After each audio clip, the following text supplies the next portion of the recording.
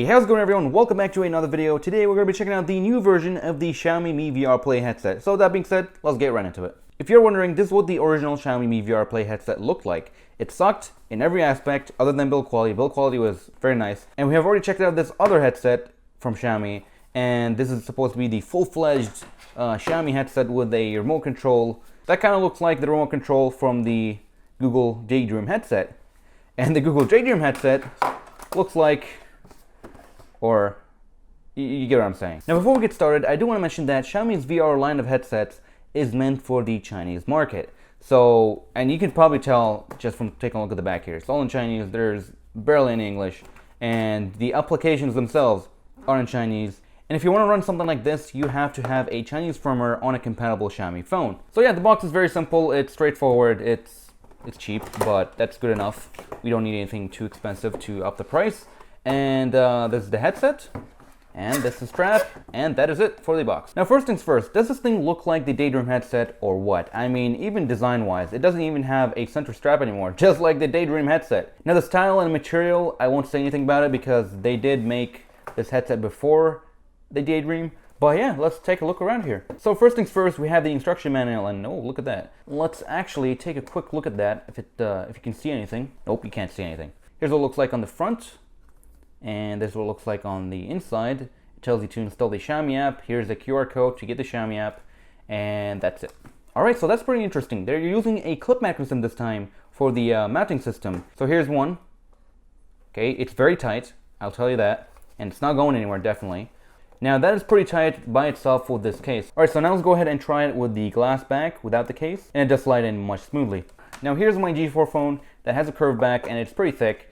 And... yeah, it fits perfectly fine. No issues whatsoever. So with a mechanism like this, you get lots of ventilation for your phone and access to the I/O ports. Here's what the inside looks like. Pretty cool, actually. It has a bunch of holes in a grill pattern, and there is this large rubber piece right here to keep your phone from sliding around. And of course, there are rubber pieces all around this side as well. And then moving on to the top, here we have the capacitive touch button. Now last time, it was an aluminum button, and it did work, but it's kind of mushy. Let's see how this one does.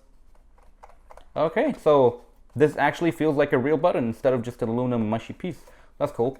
We'll see how that does. Usually these things fail. And moving on to the padding, it does feel good. And we can see it goes all the way into the nose room, so that's nice. And the nose room does feel pretty large, so we'll see how that does. And finally, we have the lenses here that are protected with these nylon pieces. And what we have here is a pair of 35mm lenses. We got some ventilation holes here as well. And the facepad is Velcroed, so that is cool and easy to wash. And one last thing, here's the strap. So it is Velcroed, and they are the 50-50 type. So we'll see how the 50-50 type does without a center strap. If you guys don't know, this is the 50-50 type. It's basically one side that is a completely solid piece and the other is stretchable. And that usually provides you with a really comfortable experience. Now one thing I want to mention is that the construction here does feel like it's fiber on the inside and it has this nice fabric texture on top that is doesn't move, there is no leeway. And again, it totally looks like this thing right here. So let's put it on and see how it does. Alright, and I'm back. What a disappointment. This is the first time I see a Xiaomi product fail. I really don't think VR is their thing. So let's just go ahead and do a regular review and then we'll get to the back. So the mounting system is pretty good. One thing I did notice is that there is a centering guide, which I did not see initially. It kind of gets lit up with your display when you're sliding in, so that is cool. Very good mounting system. Didn't have an issue with it. That's great. Next, the button here does work perfectly without any issues. That is nice. And then moving on to the build quality, this is the first time that this happens. The type of construction they did here, along with my glasses in there, caused a lot of squeaking. This thing creaks a whole lot and it really is annoying. I mean, I haven't even started any experiences yet and it was just like squeaking and cracking and all of that just by moving slightly here and there. Moving on to the facepad, although it's okay, the squeaking is just unbearable.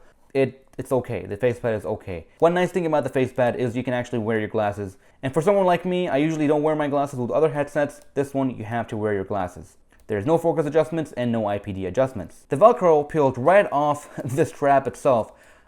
I really don't know why. Actually, I know why. It's obvious. They haven't stitched the Velcro to the strap, which is something you always see done on every headset.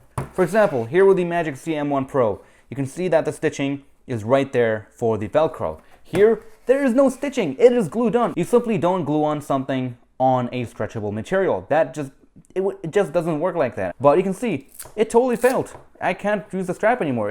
unless I stitch it up myself. And I checked out the other side, the same exact thing happened. Now, they might have fixed this by now, they have probably found this out by now, I really don't know, but just a total failure. And with that said, we say goodbye to the strap. Now the creaking noises, they come with or without your glasses. When you put on your glasses, instead of just having creaking noises, you actually have an addition of some really annoying and cringy squeaking noises. And moving on to the nose room, it's actually pretty good, very large, but these paddings, they get in the way. Now the reason they're there is actually because this headset has to rest on your nose because it's using the one strap design that is pretty much a copy of this guy right here, except they have full padding all around here inside to give you a better experience overall. So when it did work for that 1 minute that I put this thing on with this strap and everything, this whole thing was resting on my nose, and yeah. And finally, the problems don't end there. Although the lenses are sharp in the center, their distortion starts really close to the center, and that is just horrible. You get a lot of color fringing and blurriness, which is pretty bad. And on top of that, when I took the headset off, I almost went cross-eyed. So I don't think they have the standard IPD f64. So let's go ahead and measure it. Except when I did try to go measure it, I couldn't because there's no way to do it other than something that I just came up with. Here's a popsicle, here's a Sharpie. I'm gonna put the popsicle on there, mark my marks, and measure the popsicle. I just invented something. I'll call it the popsicle method. Let's go ahead and do that.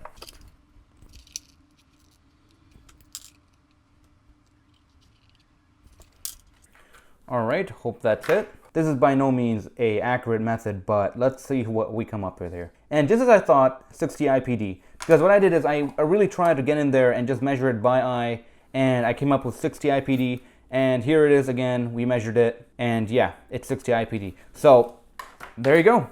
Now in my opinion, the worst thing about this whole thing is those squeaky, creaking noises. Just really, really annoying. But yeah guys, this was a very interesting video. They really took this headset to new heights. I mean, look at the quality here, it's fantastic. Now if you're wondering if someone offers you this headset or the original Xiaomi headset, I would recommend getting this one instead of that one because the build quality is so much better, but either way, they both suck. There you go guys. That is pretty much it for this video. Seems like Xiaomi is really not good at VR headsets, but honestly, not a lot of companies get VR headsets properly. They always have something wrong with them. And that is pretty much it for this video guys. Hope you guys have enjoyed this video and found it helpful and learned something new. If you did, hit the like button and subscribe for more content like this. And I'll see you guys in the next video. Take care everyone.